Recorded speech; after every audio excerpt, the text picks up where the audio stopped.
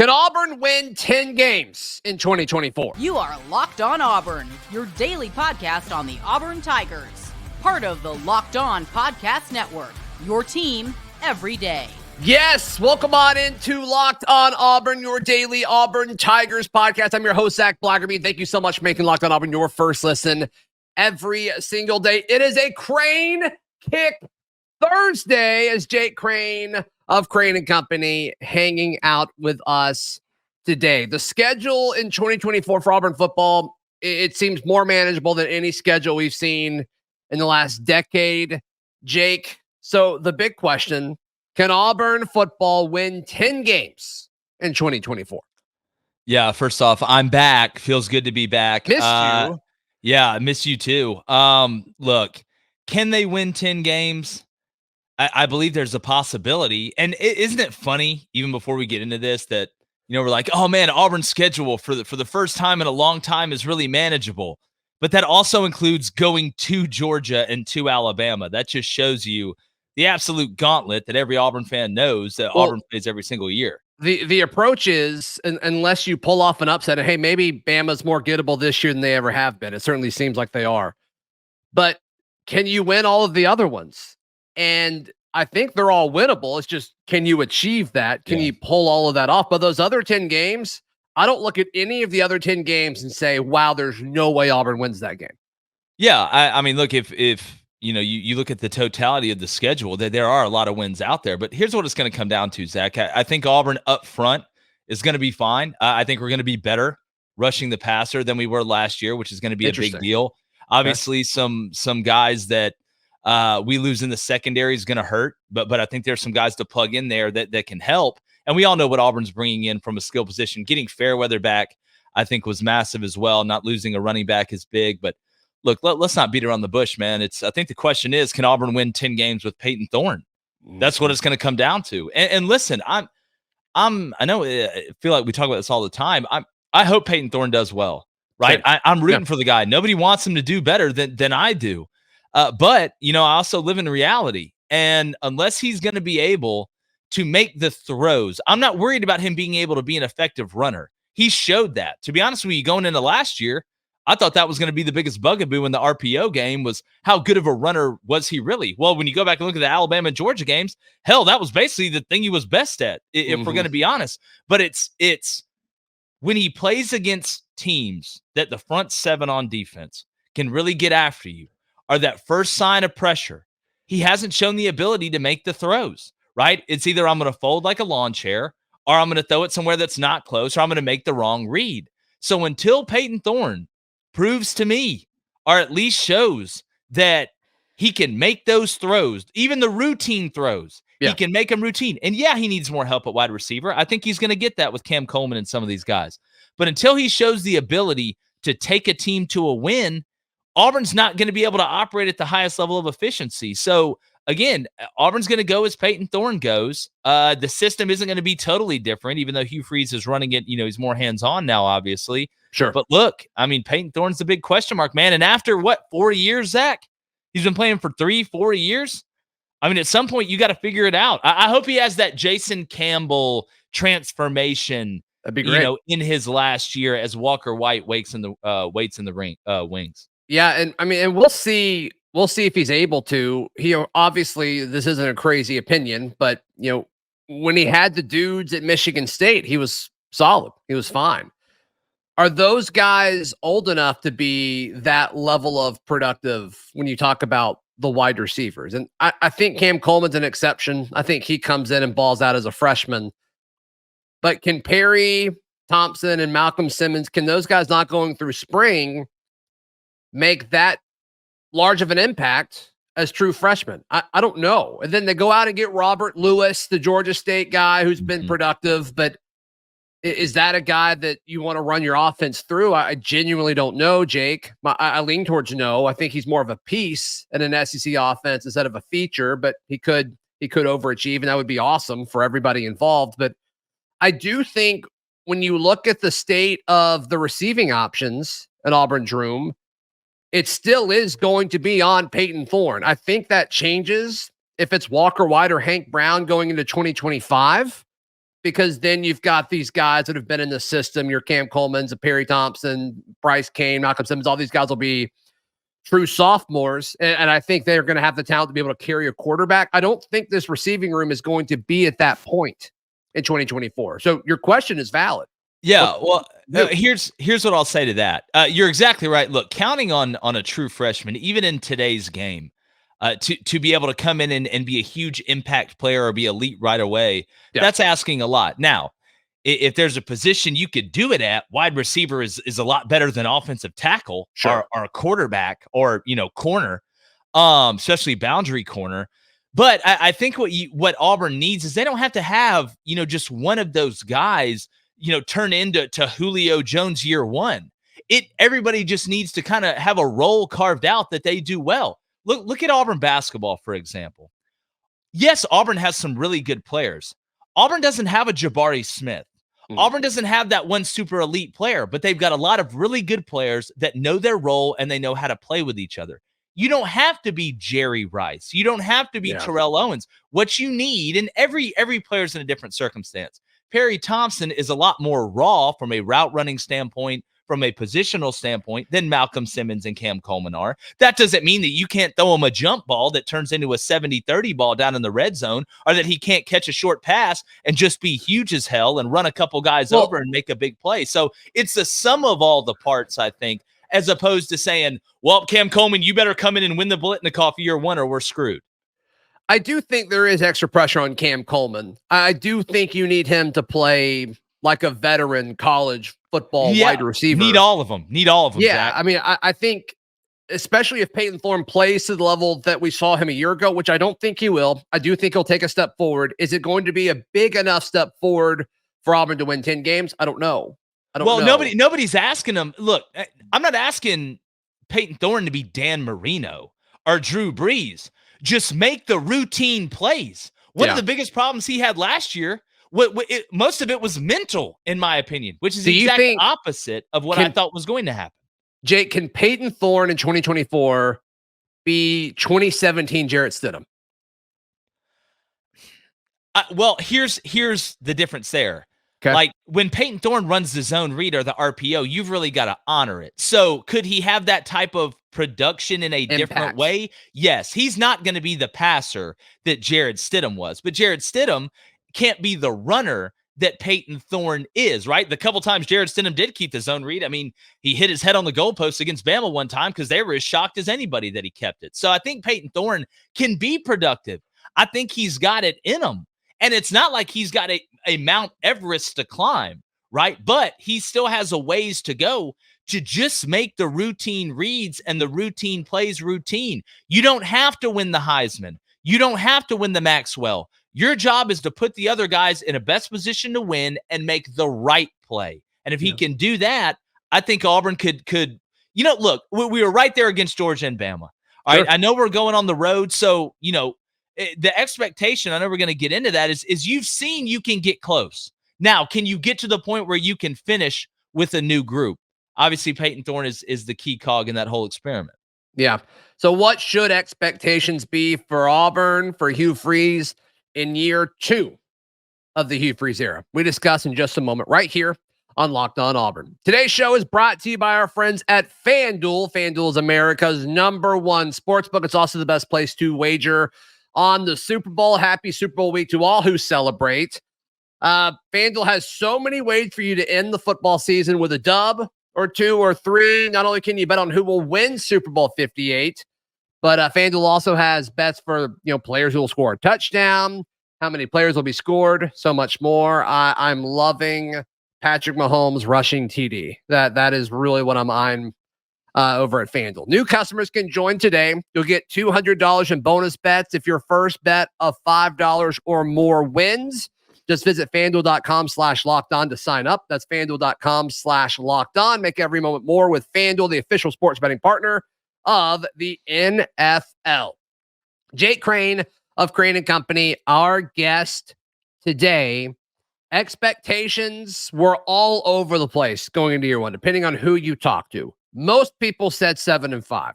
Most. You didn't hit that. You did not get to that point. I think the expectations for most Auburn fans are going to be 8-4, 9-3. Some folks may want 10 wins, which we all want that. That'd be great. But you and I have talked about this before, and you've said it. The expectation at Auburn needs to be to win championships. But also, we need the awareness of you have to build to that point. And Hugh Freeze is building it to that point the correct way, it seems, with everything he's done so far. So as far as what he needs to achieve in year 2 is what, Jake? Well, look, I mean, again, just to reiterate what you said, I mean, the standard should never be lowered, but reality should always be accepted. I think where you start, really looking at championships is when you've had enough time to accumulate what you need to accumulate at a place like Auburn. And with the transfer portal now, and I know Auburn hasn't used it as much as some other schools, and Coach Freeze has talked about that. It's only speeding up. It used to be you had 3 years to get it going, 3 recruiting cycles to implement your culture. Now it's really 2 with the freedom of the transfer portal and the way that that's been used. I think when you look at this year, if rational Auburn fans, when you look at the schedule, with what Auburn's returning, with the moves that have been made on the coaching staff as well, I think 9-3 is a realistic, very rational expectation. It may be a little bit on the high side. You can always fall to 8-4, but when you factor in the schedule, when you factor in the personnel, when you factor in the guys you're returning at very important spots, and then Hugh Freeze taking over the offense, you would expect better. And I think anything less than 8-4 would be a disappointment. And going into year 2, I know Hugh Freeze and them, and to go back to what I said earlier, you got so close against Georgia and Alabama, it's almost hard to use the excuse of, we're so far behind them.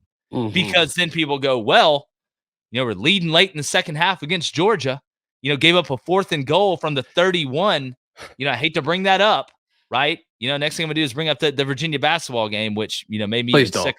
But you can't use that of, we're still so far away after what happened last year. So I think a realistic expectation should be 9-3. I know Coach Freeze and them have very high expectations. They understand it's a building process, but you got a little bit of the treat dangled at you last year. Now this year you got to go grab it a little bit, and everything. When you take everything into account, I don't think 9-3 is a crazy thought or some sort of pipe dream. I love Auburn's schedule this year: Alabama, A&M, Cal, New Mexico, and Arkansas at home. No issues there, right? We agree that? Yeah. Agree. Yeah. First huge test is Oklahoma. You host them. It's going to be at home. I also believe it's Oklahoma's first road SEC game. Got to win that game. Got to win all that the game. Pressure is on Oklahoma in that game. And I think Auburn will be very eager to welcome Jackson Oklahoma Arnold in. should be walking into hell during that week is what it should be in Jordan here. I think they're replacing all 5 starting offensive linemen. So he might be. It ought to be like Cirque du Soleil in there. Yeah. And then the brutal part of the schedule, you go to Athens. That seems unlikely. You go to Missouri. What are they going to do? They're going to be good. Yeah, I think so too. And then you go to Lexington, which normally I would say that's fine, but it's after 2 road trips. So I just think that's going to be a little brutal. You get a bye week before Missouri, after Georgia, before Missouri. Maybe that helps you steal one on the road at Missouri. But if you survive, if you win one of those 3, Jake, I honestly feel really good about the season. Vanderbilt at home, you feel good about that. ULM at home, A&M at home, right before the Iron Bowl. I feel good about that one too. And then obviously you go to Tuscaloosa. So I don't think 8-4, 9-3 is crazy. No, I mean, obviously anything less than 8-4, I think is a disappointment. You don't play Ole Miss, right? You don't play LSU, which is just weird. Yeah. But I'll take it. You win the games you're supposed to win, and you find one on the road. Your floor should be 8-4, in my opinion. Yeah. Yeah. I mean, what do you said 9-3 for expectation, and I think I agree with you. I mean, I think it's right on the head, right? I mean, you lose let's say you lose Bama, you lose Georgia, you lose Missouri. I mean, what's the Kentucky on the road, right? That's kind of your the hump game. Yeah, then maybe you win one of those other ones. But let's say, I think the most likely scenario is 9-3. You lose at Georgia, Missouri, and Bama. Mm-hmm. All of those teams may be top 10 teams. And Say it, Zach. Say it, Zach. How Ask far me. away from the top Ask 12 me, yeah. are you? I mean, the college football playoff committee, they love quality losses, Jake. They love them. So we're talking about Auburn being on the bubble in football. I love this. I love the way this is. Is that crazy? I mean, to say, though? If well, you look, go we say it on the 9-3, show. We say yeah. it on the show all the time. The right 9-3, right? I mean, if you're 9-3, it's almost like looking at it like this year, right? Ole Miss, who'd they lose to? At Bama and at Georgia, right? Mhm. That team's getting in. Totally. Okay. So if we're sitting here on the back end and we're fighting over who's in that 11 or that 12 spot, right? I mean, a 9-3 Auburn team with that would give you wins over. Let's look at quality wins. Oklahoma. Right? Oklahoma. Road win over Kentucky. Road win over Kentucky. A&M. A&M at home. Does the non-conference hurt you then? Is that where? Because, again, that's how it goes. I'm just following the college basketball model, dog. When it's close, yeah, you look at quad. Where's your quad one win? Where's your quad one win there for Auburn? Yeah, in this scenario, your best win would either be beating Oklahoma at Jordan-Hare or beating Kentucky. Yeah, you need A&M to be good, right? You need A&M to be good. You need Oklahoma to be pretty good. One of those teams needs to end up being a lot better. And look, I tell you, with Mike Elko at A&M, I love that. I love that hire. I think it's like a fat kid in a cupcake, man. It just works. Yeah, and then Cal's weird schedule that I'm just looking at and having a hard time really grasping what's happening in front of me. But, I mean, their whole ACC thing, I mean, maybe they'll win some games they're not supposed to, but I still can't imagine that being a quality. I wouldn't bank on win. that. No, me either. It's just... Hey, let me ask you this. Speaking of Cal, though. Sure. I'm going to tell you the guy that nobody's really talking about is that transfer we got, the guy who played Samuel Jackson. Yeah. Yeah. I'm telling you right now, and I'm going to say this. I know they said he's playing receiver, but we've watched that guy, and Peyton Thorne's a lot better thrower than he is. But I don't think he has to be the most accurate passer of all time with just how electric that dude is running the ball at quarterback. Like, do you remember how good that dude was running the ball? What do you think really though, what's the difference between him this year and Robbie last year? I think he's more electric than Robbie. As a runner? I think he is. I don't know. Robbie was pretty special with his feet. No, man. Robbie was straight line special. Yeah. Robbie could run really like he had a You saying Sam Jackson has more razzle dazzle? I think Robbie he's does? more of a make two guys miss laterally and then go 70 yards and score. Like, see, to me, that just said, let's just throw him short passes behind the line of scrimmage, some quick smokes, or well, I'm not even saying he starts at quarterback, but like red zone packages and things like that. I mean, if Auburn's humming, you don't want to take the quarterback out. I just hate taking quarterbacks off the field. I get it. From a philosophy standpoint, I'm not a fan, but I get the skill set that you're talking about. I liked Robbie in the red zone last year. I like the way they used him in the red zone. It worked. But when they did it. Sure. Like, I mean, I just from a philosophy standpoint, like I think there's other ways to do that, especially with how effective Peyton is as a runner. That's just not my style, but I'm not a football coach. Well, I just think about it from the defensive perspective. That's the way I always look at it. And that guy, I went back and watched a couple weeks ago. I watched some of his highlights. That guy's a problem. That guy is a problem when he starts moving. I mean, just some guys just look different and move different. Yeah. I know he doesn't throw the ball. He was wearing he wore us out a little bit, Z. Like he wore us out a little bit. Z, wow. Yeah. You sure Zach was too long for you, so you went shorter just to one letter. Look, I mean, if I could get shorter than that, I'd go there. Yeah, you're just not saying anything. So at that point, I'll just stare at you. All right. J and Z here with you. All right, coming up, Hank Brown, Auburn quarterback, joins the show. Jake, how can people check out everything you've got going on? Yeah, man. Easy. Just go to YouTube or Apple Podcasts, Spotify. It's Crane & Company, CRAIN and Company. We go live each weekday morning, 6:30 a.m. to 8 a.m. Central. We do live calls, live chat. If you can't catch us live, it stays on there. Talking a lot of college hoops. I hope there's some good news, Zach, about what takes place. Yes, the night of us recording this. Yeah. If you're tuning in, where's the Auburn basketball recap? It's already up on your. It's already up on the YouTube channel, and it's already up on your podcast feed. All right, Hank Brown joins us in just a moment. Today's show brought to you by our friends at Game Time. Game Time's the best place to buy tickets. It's fast and easy. It doesn't matter if it's for sports, music, comedy, theater events. And right now, you can get $100 off if you're buying a ticket to the big game. Just use Vegas 100. With killer last-minute deals, all-in prices, views from your seat, and the best price guarantee, Game Time takes the guesswork out of buying tickets. So right now, all Game Time users get $100 off a big game ticket with code Vegas100. Terms apply. Just download the Game Time app. Use code Vegas100 for $100 off the big game ticket. Or if you're not going to that game and you're going to any game, use code Locked On for $20 off your first purchase. Download Game Time today. Last minute tickets, lowest prices guaranteed. Joining us now here on Locked On Auburn quarterback Hank Brown, the baby goat himself. We talked last time you came on what a difference a year makes. And you've got now a full year of college football experience going into spring versus no college football experience going into last spring. As you guys work on, I guess preparing for the spring in regards to workouts and all the kind of things that y'all do before install rolls around, how is your approach different now than a year ago? Obviously, it helps to have a year under my belt, like you're saying. And, I think my approach stays the same, but I'm definitely in a different headspace. I feel like I've grown a lot in the past year, both physically and mentally. So I'm just really excited to get started here soon, just learning this offense and really just still attacking these workouts that we have going on right now. So I'm really excited to get this second year going. Yeah. As far as guys that you're interacting with and working out with the most during these player workouts, who's kind of impressing you and kind of pushing you the most?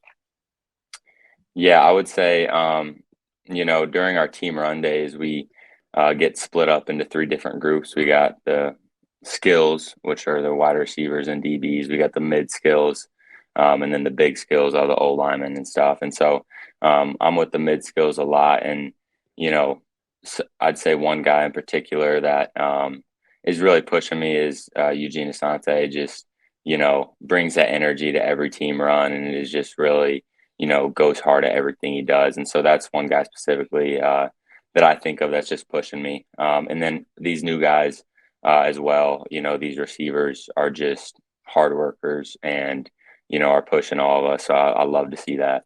Yeah. Does Eugene Asante just scream, "Let's work" all the time? Because that's what's kind of I'm picturing in my brain. When everybody's tired, I could just picture him standing up first and be like, "Let's work, let's work." Is that what actually happens, or is it different? No, that actually happens. Yeah, I love it. He really does. Everybody's tired, and you just hear "Let's work" from Eugene. It's awesome. So yeah. You mentioned these younger guys coming in, and the hard workers and the work ethic. A guy I'm hearing a ton about just talking with folks is Bryce Cain. Have you been able to work with him at all or throw with him at all? What does he look like early on? Yeah, I'd say my favorite thing about Bryce is he's just a competitor. He shows up to work every day and is not afraid of anyone, truthfully. And I just love that about him, and he's going to be special for sure. Can't have enough good things to say about him. Sure. Hank, earlier in the week, we did a segment, or really a full show on kind of second-year guys, members of the 2023 class that need to step up for Auburn to be successful in 2024. And I'm sure you're close to a lot of the guys in your class, but there are so many. It was hard to narrow it down to 5 because there are guys like Keldrick Falk or like a Xavion Miller or, the list goes on and on, but that's got to be somewhat of a cool feeling of like, okay, our class, these second year guys, like we need to step up or, it's not going to work this season. 100%. I totally agree. I think our class is very special heading into this season. I could name a bunch of guys that are going to be critical for us. Connor Liu, Keldrick, like you're saying, Terrence Love, Darren Reed, Sylvester, a bunch of guys. And so it's cool, to have just worked our tails off last season, just to get to this point and to be able to just, have an opportunity to make a huge impact for this next year. So it's super exciting. And like you're saying, like being in the same class with all these guys, is super fun, and we're a close group. So I'm excited to see this year how that plays out. Hank, anytime I give a player an opportunity to list some guys that could stand out this season, whether it's guys that share a room with him, or it's guys down in Mobile, the Senior Bowl last week, or you just now, everybody keeps mentioning Darren Reed. What are Auburn fans about to learn about Darren Reed? Because they didn't see a whole lot of him last year. Yeah, he is.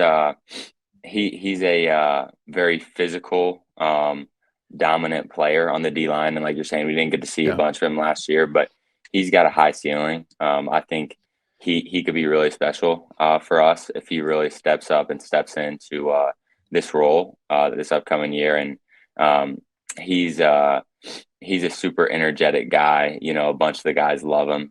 He's awesome, and so if he's able to just rein that in and lock in, I think he could be special for us. Hank, the quarterback room is different now than a year ago. Obviously losing some folks via the portal, and then bringing in Walker White to join the room. What's the dynamic? I know you talked highly of the dynamic of the quarterback room a year ago. I imagine it's still positive, but give us an update on that. Yeah, I love the quarterback room. We're all super close, and adding Walker to that is awesome. He's a great guy, and so all of us together, I think we've grown and got a lot closer throughout the past year being together. And so I couldn't say enough good things about it. We're super close, and we're just excited to compete against each other and grow together. So yeah. Sure. As far as the goals for you specifically moving forward, Hank, what does that look like to you internally? Yeah, I think right now my main goal is just work as hard as possible. I work everybody. And I'm just kind of taking it day by day. I'm not trying to look too far into the future, and I'm just trying to focus on how can I be my best today? How can I win the day? And so that's just something that, it's easy to get caught up into like, hey, my goal is this in the future, but you lose sight of what you're doing in the now. And so I'm trying to focus about what I'm doing today to make myself better, to set myself up for the future. And so just small things like that, building chemistry with the receivers, getting stronger in the weight room, really just mastering this playbook. So, I'm just trying to take it day by day and just, get better each and every day. Sure. Hank, thank you so much for your time, buddy. Yes, sir. Thank you. I appreciate you having me on. That is Auburn quarterback Hank Brown hanging out with us for a few minutes today. Be sure to click the like button. Please subscribe. We will see you tomorrow. This has been Locked On Auburn.